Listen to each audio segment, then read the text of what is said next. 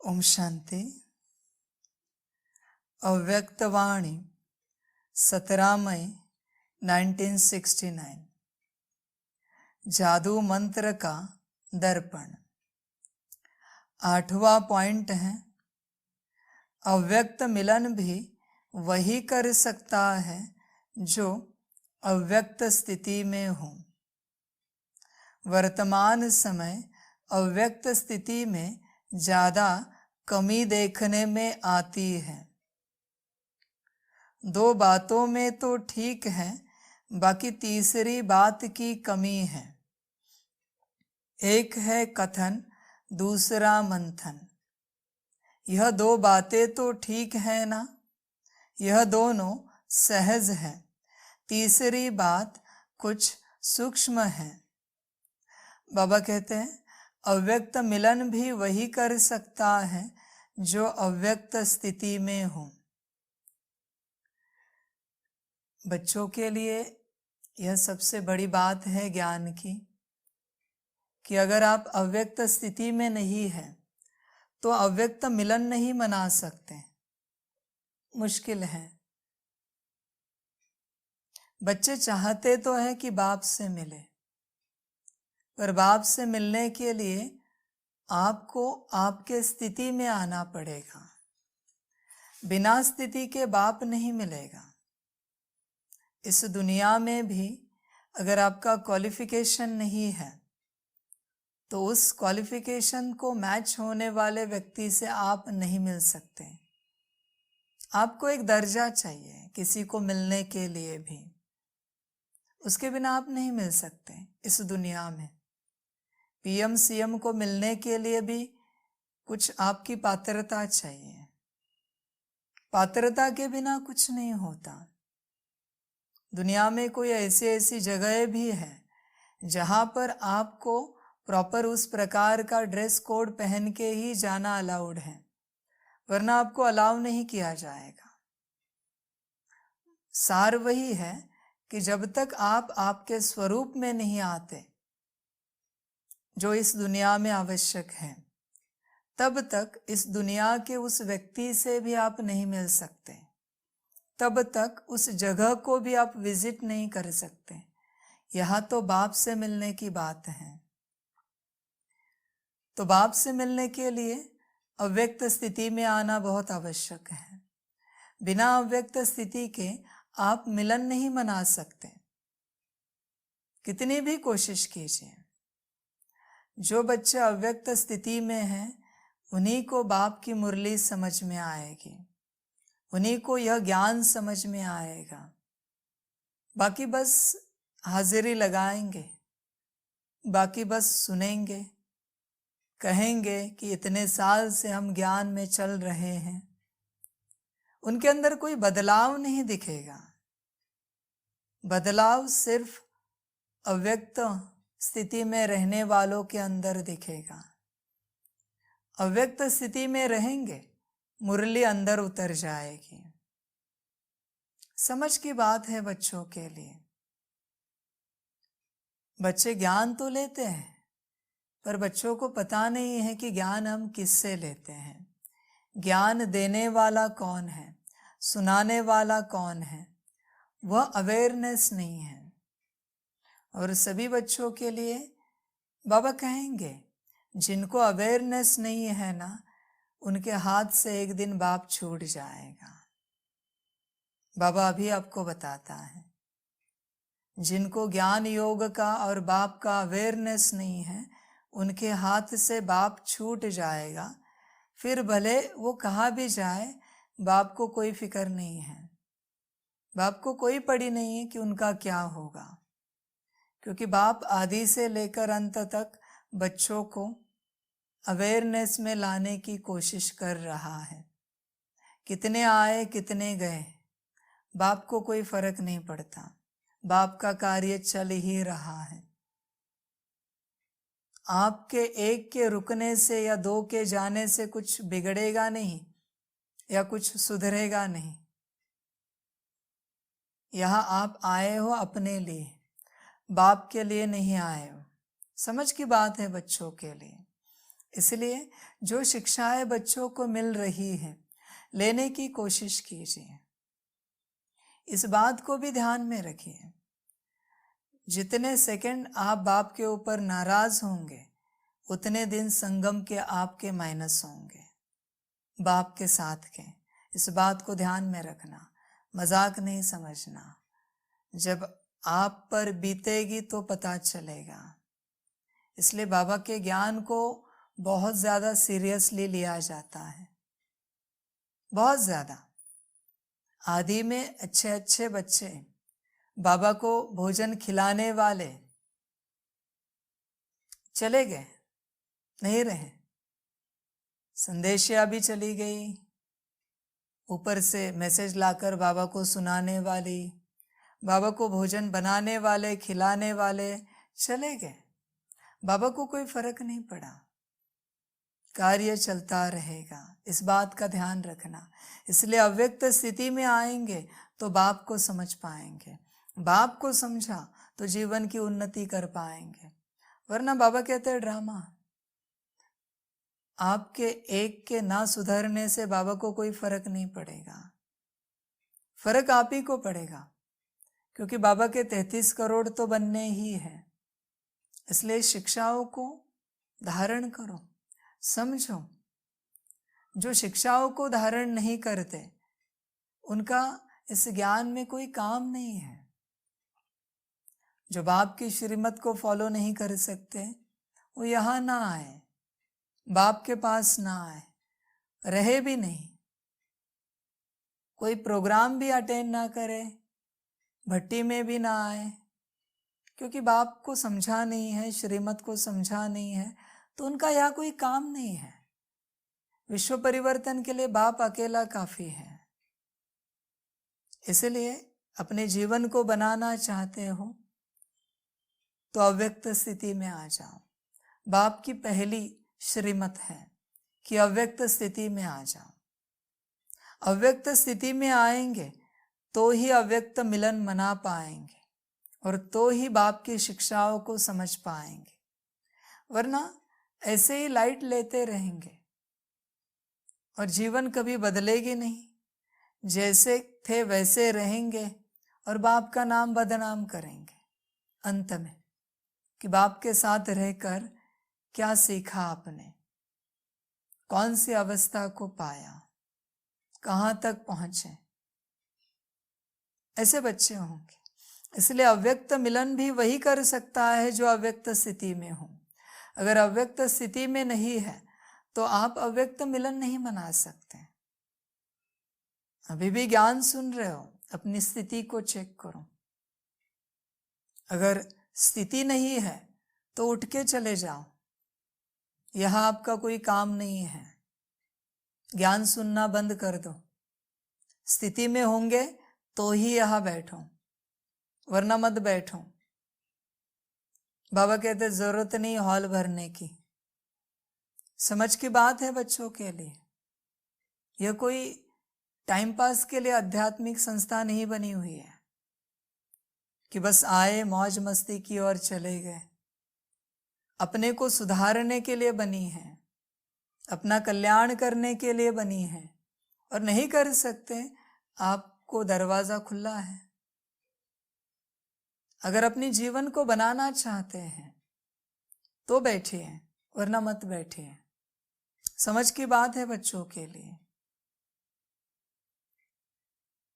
वर्तमान समय अव्यक्त स्थिति में ज्यादा कमी देखने में आती है। ज्यादा नहीं, बिल्कुल ही अव्यक्त स्थिति नहीं है बच्चों की। बाप जो अवस्था चाहता है बिल्कुल नहीं है। कब सीखेंगे, कब आत्मिक स्थिति में आएंगे, कब ज्ञान को धारण करेंगे? अपने से पूछिए। क्या बस ऐसे ही चलते रहेंगे? कब आत्मिक स्थिति में आएंगे? समझ की बात है बच्चों के लिए। आत्मिक स्थिति में नहीं आ सकते तो आप कर क्या रहे हैं?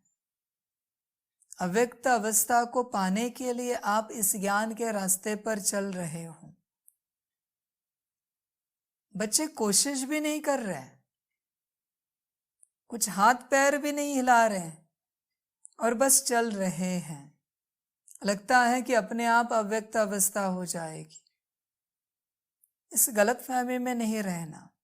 आने वाला ऐसा समय आने जा रहा है जिसकी स्थिति नहीं होगी, उसको ये ज्ञान नहीं मिलेगा। कोई अधिकार नहीं है ये ज्ञान उसको देने का। स्थिति वालों को ही यह ज्ञान मिलेगा। स्थिति वाले ही बाप से मिलन मना पाएंगे, बाप के साथ ठहर पाएंगे, बाप से पालना ले पाएंगे। और जिनकी स्थिति नहीं है, दुनिया खुली है। बाबा कहते हैं स्थिति बना के आओ। और समय जैसे शुरू हुआ है स्थिति बनाने का। स्थिति नहीं, ज्ञान नहीं। इसलिए बाबा कहते हैं अपनी अव्यक्त अवस्था को चेक करो, अपनी स्थिति को चेक करो। दो बातों में तो ठीक है, बाकी तीसरी बात की कमी है। बाबा कहते दो बातों में तो बच्चे बहुत अच्छे हैं, ठीक है, तीसरी बात की कमी है। कौन सी? देखिए, एक है कथन, दूसरा मंथन। यह दो बातें तो ठीक है ना, यह दोनों सहज है। तीसरी बात कुछ सूक्ष्म है। वर्तमान समय जो रिजल्ट देखते हैं, मंथन से कथन ज्यादा है। बाकी तीसरी बात कौन सी है? एक होता है मंथन करना, दूसरा होता है मगन रहना। वह होती है बिल्कुल लवलीन अवस्था। तो वर्तमान समय मंथन से भी ज्यादा कथन है। पहला नंबर उसमें विजयी है, दूसरा नंबर मंथन में, तीसरा नंबर है मगन अवस्था में रहना। इस अवस्था की कमी दिखाई पड़ती है। बाबा कहते हैं कथन करने वाले बहुत हैं, कथा सुनाने वाले, एक दूसरे को ज्ञान देने वाले इस संसार में बहुत आए हैं, बहुत तैयार हुए हैं। जिसको देखो ज्ञान देता जा रहा है, पर धारणाएं कितनी है पता नहीं है, मगन अवस्था कितनी है पता नहीं है। आखिर इतना सारा ज्ञान सुन क्यों रहे? बाबा को याद करने के लिए ना। तो बाबा को याद कितना करते हो? बस ज्ञान सुनने से कुछ होगा नहीं, उसका एप्लीकेशन बहुत ज़रूरी है। बाबा को याद करना बहुत ज़रूरी है। और अगर याद नहीं करेंगे तो ज्ञान में चलने से कोई मतलब नहीं है। इससे अच्छा घर बार संभालो, दुनिया में मौज करो और जीवन सुख से जियो और शरीर छोड़ दो। ज्ञान की धारणा करो। बाबा ने क्या कहा है? आत्मिक स्थिति में आ जाओ। नहीं आ सकते, ज्ञान को छोड़ दो। तब तक ज्ञान नहीं पकड़ना जब तक आत्मिक स्थिति में ना आए। इतने वर्ष हो गए, एक छोटा बच्चा भी 1 महीने में ABCD सीख जाता है। 1 महीने में लगातार प्रैक्टिस करने के बाद। आपको तो कितने वर्ष हो गए और अभी भी आत्मिक स्थिति का अता पता नहीं है। जो ज्ञान का सार है, मगन रहना, अपनी अवस्था में रहना, इसका कोई पता नहीं है। कितना समय आप कोशिश करते हो? अपने से पूछिए। सारे दिन भर में आत्मिक स्थिति में रहने के लिए आप कितना समय कोशिश करते हो? पता चलेगा। कोई कोशिश नहीं है, कोई संकल्प नहीं है। अभी कोई कोशिश नहीं, कोई संकल्प नहीं, आत्मिक स्थिति में कहाँ से रहेंगे? कैसे रहेंगे? पॉसिबल ही नहीं है। बाबा कहते कुछ तो कोशिश कीजिए। सिर्फ ज्ञान सुनने से कुछ नहीं होता, दृष्टि या टोली लेने से कुछ नहीं होता, बनने से सब कुछ होता है। बाबा ने आज तक जितनी श्रीमत दी, कितने श्रीमत का आपने पालन किया? अपने से पूछिए। कितने श्रीमत पर आप चले? एक कोई ऐसी श्रीमत है आपके जीवन में जो आपने 100% पक्की की है? बता सकते हैं आप? कोई एक श्रीमत नहीं है तो कर क्या रहे आप इतने वर्षों से? बाबा की कोई भी बात, एक भी बात आपने पक्की नहीं की है। क्या आप प्रेम स्वरूप बने हो? शांत स्वरूप बने हो, शक्ति स्वरूप, सुख स्वरूप बने हो, ज्ञान स्वरूप बने हो। चेक करो अपने से। आत्मिक स्थिति में आए हैं, संपूर्ण पवित्र मनसा वाचा कर्मणा बने हैं। कौन सी शक्ति है आपके अंदर या कौन सा गुण है आपके अंदर जो कहने लायक है कि आप बने हो? अपने को चेक करना। नहीं बने तो अपने से ही विचार करना, आप किसको ठग रहे हैं? बाप को कोई ठग नहीं सकता, आप अपने आप को ठग रहे हैं। समय जा रहा है, समय का ध्यान रखिए। हर दिन जा रहा है। आपकी मगन अवस्था कहाँ पर है? बाप में है या संसार में है? अपने से चेक करो, आप कहाँ पर मगन रहते हैं? बाप के अंदर मगन रहते हैं या संसार में रहते हैं? समझ की बात है बच्चों के लिए। बच्चे अभी भी है ना, नाम मान शान से ऊपर नहीं उठे। अभी ऐसे बच्चों को क्या कहे, शब्द नहीं इनके लिए कहने के लिए, जो अभी तक मान अपमान से बाहर नहीं निकल रहे, जो निंदा स्तुति से बाहर नहीं निकल रहे। ये बच्चे लायक ही नहीं है बाप के। इनको बच्चे कहने में भी लज्जा आती है। इतने वर्ष हो गए आपको, आप एक श्रीमत नहीं फॉलो कर सकते आत्मिक स्थिति में आने के लिए। कोई बड़ी बीमारी आए, 6 महीने अस्पताल में पड़े रहेंगे, वो चलेगा, लेकिन 6 महीने आत्मिक स्थिति की प्रैक्टिस करें, ये नहीं चलेगा।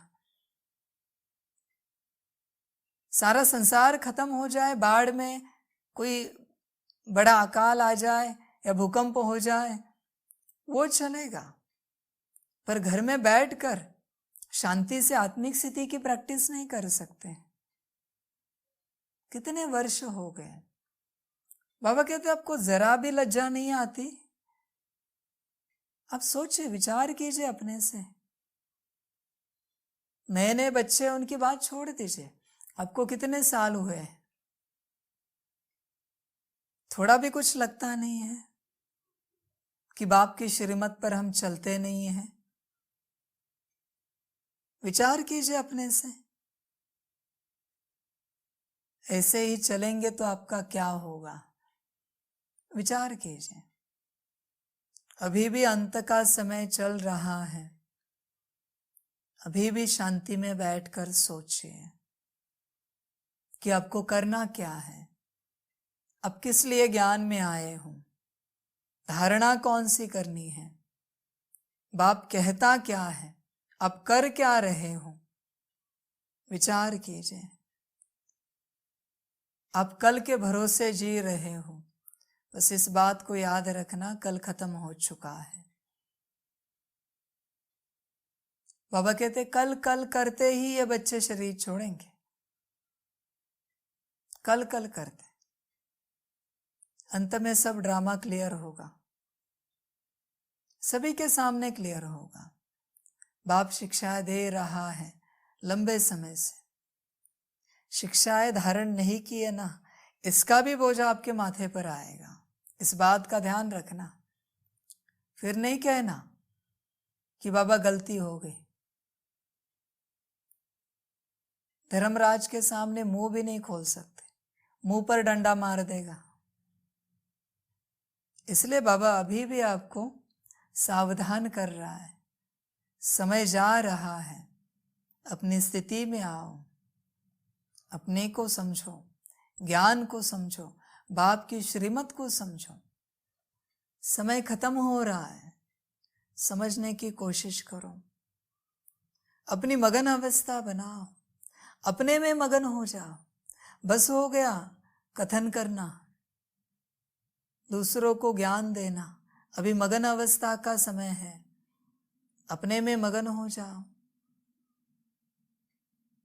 और अंत समय में ये बात भी याद रखना, आप चिल्लाओगे और बाप हंसेगा। इस बात को बुद्धि में अंडरलाइन करके रखना। अभी बाप चिल्ला रहा है, गला फाड़ के सुना रहा है और आप हंस रहे हैं। अंत में बाप हंसेगा, इस बात को ध्यान में रखना। देखते हैं ड्रामा। तो जितना हो सके मगन अवस्था को बढ़ाओ, अपने में मगन हो जाओ, बाप में मगन हो जाओ, जितना हो सके। समय खत्म हुआ है, वापस कहते हैं आपको। बाबा कहते तीसरा नंबर है मगन अवस्था में रहना। इस अवस्था की कमी दिखाई पड़ती है, जिसको भरना है। जितना हो सके मगन अवस्था को बढ़ाओ, अपने में मगन हो जाओ। मगन होंगे तो कुछ प्राप्त कर सकेंगे। पहले अपने को प्राप्त करो, वरना सब व्यर्थ जाएगा, कुछ नहीं बचेगा। आपके हाथ कुछ लगेगा नहीं, बाप भी नहीं लगेगा। बाप को भी पाने के लिए पहले अपने को पाना पड़ता है। यह नहीं समझना कि बाप आपके सामने मुरली चला रहा है, इसका मतलब बाप को आपने पा लिया। इस गलत फहमी में नहीं रहना। जब तक आपने अपने आप को नहीं पाया है, आप बाप को नहीं पा सकते। मुश्किल है, कहाँ से पाएंगे? तो ज्यादा से ज्यादा समय अपने में बिताओ। अभी 8 घंटे का समय खत्म हो चुका, अभी 10 से 12 घंटे अपने में रहो और बाप की याद में रहो। बाबा दिन ब दिन समय के बारे में जानकारी देता जा रहा है बच्चों को, और बच्चे समझ नहीं पा रहे। 8 घंटे का समय खत्म हुआ है, इस बात को ध्यान में रखना। अभी 10 से 12 घंटे आपको अपनी और बाप की याद रहनी चाहिए, वरना माया खा लेगी, आपको खा जाएगी। बाबा ने तो माया को फ्री छोड़ा है, जिसको खाना है खा लो।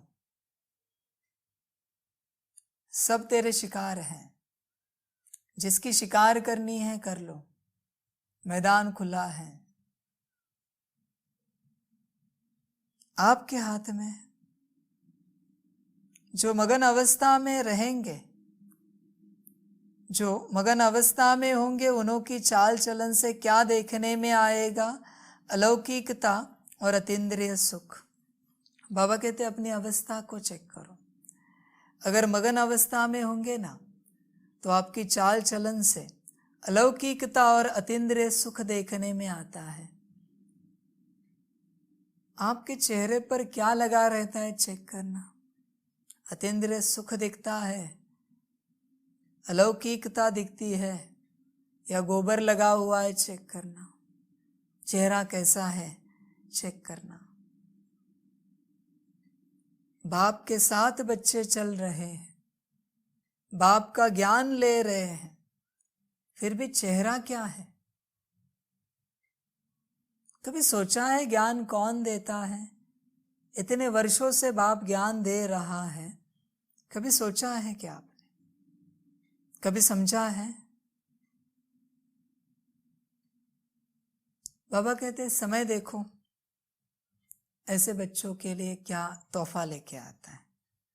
समय की राह देखते हैं। बाबा बस वार्निंग देगा, एक अवेयरनेस देगा, और बाबा भी समय की राह देखेगा। देखते हैं समय क्या करता है। अलौकिकता दिखती है, अतीन्द्रिय सुख दिखता है, या क्या दिखता है? समय दिखाएगा। बाकी ड्रामा बाबा कहते हैं जो मर्जी ड्रामा की। तो अपने को चेक करना, आपके चेहरे पर अलौकिकता और अतीन्द्रिय सुख दिखता है या नहीं दिखता? यह चेहरा मुरझाया हुआ होता है, कीचड़ लगा हुआ होता है, गोबर लगा हुआ होता है। चेक करना आपका चेहरा कैसे होता है। बाबा कहते 24 घंटे चाहिए, 24 घंटे आपके चेहरे पर अलौकिकता दिखे, अतीन्द्रिय सुख दिखे, ऊपर नीचे ना हो किसी भी बात को लेकर। आप चेक करो अपने आप को, आप कैसे हो, आपकी अवस्था कैसी है। अपने को चेक करना। मगन अवस्था वाले का यह गुण हर चलन से मालूम होगा। बाबा कहते जिनकी अवस्था मगन होगी उनका गुण दिखेगा अतीन्द्रिय सुख और अलौकिक चेहरे वाला। उनके चेहरे से ही पता पड़ेगा, बाकियों के चेहरे से नहीं दिखेगा, क्योंकि ज्ञान को समझा नहीं है, श्रीमत को उठाया नहीं है। इसलिए बाबा कहते अपने को चेक करो। तो यह जो कमी है उसे भरने का तीव्र पुरुषार्थ करना है। वापिस से कहते हैं तीव्र पुरुषार्थ का समय है, अति तीव्र पुरुषार्थ का समय है। अति तीव्र समय खत्म हुआ है, समय नहीं बचा है। जितना हो सके पुरुषार्थ में समय को बिताओ, समय को लगाओ, वरना ड्रामा है और कुछ नहीं कहेंगे। पुरुषार्थी तो सभी हैं, तब तो यहाँ तक पहुँचे हैं, लेकिन अभी पुरुषार्थी बनने का समय नहीं है, अभी तीव्र पुरुषार्थी बनने का समय है। बाबा कहते अभी तीव्र पुरुषार्थी बनने का समय है, अभी दौड़ लगाने का समय है, अभी बहुत ज़्यादा स्पीड से आपको आगे बढ़ना है। अपने संस्कारों को साल में, महीनों में खत्म होने का समय खत्म हो चुका है। बाबा कहते हैं आपको मैक्स एक दिन देते हैं कि एक दिन में अपने संस्कारों को खत्म करो। कर सको तो 24 घंटा योग में बैठो, बाबा नहीं जानता कुछ भी, पर अभी एक दिन में संस्कार को खत्म करो, वरना दूसरे दिन क्या होगा ड्रामा आपको बताएगा, अगर आपने नहीं खत्म किया तो। इसलिए बाबा आपको समय देता है, समय की भी वार्निंग देता है। एक दिन में एक संस्कार खत्म होना चाहिए। आपको किस प्रकार से करना है ये मर्जी आपकी है। तीव्र पुरुषार्थ कितना करना है ये मर्जी आपकी है। पुराना समय चला गया, खत्म हो गया। अभी एक दिन में एक संस्कार, जो संस्कार आपको भी परेशान कर रहा है और सबको परेशान कर रहा है, उसको एक दिन में खत्म करना है। बीमारी कड़ी हो चुकी है, एक दिन में अगर आपने ऑपरेशन नहीं किया, दूसरे दिन आप मर जाएंगे। किस तरीके से मरेंगे ड्रामा बताएगा। इसलिए अभी से शुरू करना, एक दिन में एक संस्कार खत्म करना है, दोबारा वह संस्कार बाहर ना आए। आया, बीमारी वापस लग गई, उसे वापस अलग रखा जाएगा, आपके दुनिया के हिसाब से क्वारंटाइन किया जाएगा। अगर संस्कार रहा तो निकला, बाबा कहते आओ बैठो बाप के सामने। मर्जी बच्चों की है, किस चीज को कितना पकड़ के रखना है और कितने जल्दी छोड़ना है, कितना तीव्र पुरुषार्थ करना है, मर्जी बच्चों की है। बच्चों के हाथ में है सब कुछ। आपको किसी ने बांध के नहीं रखा है, आपके मन बुद्धि को किसी ने बांध के नहीं रखा है। भले तन से सेवा होगी, हाथों से सेवा होगी, वाणी से सेवा होगी, बुद्धि को किसी ने पकड़ के नहीं रखा है। आपकी बुद्धि आपके पास है, बस बुद्धि से बाप को याद करना है, बुद्धि से अपनी अवस्था में रहना है। बाबा कहते हैं मर्जी आपकी है। तीव्र पुरुषार्थी बनने का समय है, बनना है या नहीं बनना है वो भी बाबा आपके ऊपर छोड़ता है, वो भी मर्जी आपकी। आखिर यही कहेंगे, कोशिश कीजिए और बाप जैसे आपको बनाने की कोशिश कर रहा है उस प्रकार बनने की कोशिश कीजिए। जितना हो सके अपनी अवस्था में रहिए और बाप को याद कीजिए। कौन सा सेकंड आपका शरीर छुड़वाएगा आप नहीं जानते, इसलिए बाप की याद में रहिए जितना हो सके। अच्छा, ओम शांति। सभी बच्चों को बाप की पदम गुणा याद प्यार गुड नाइट और नमस्ते। सदा खुश रहना, मौज में रहना और बाप की याद में रहना। अच्छा, ओम शांति।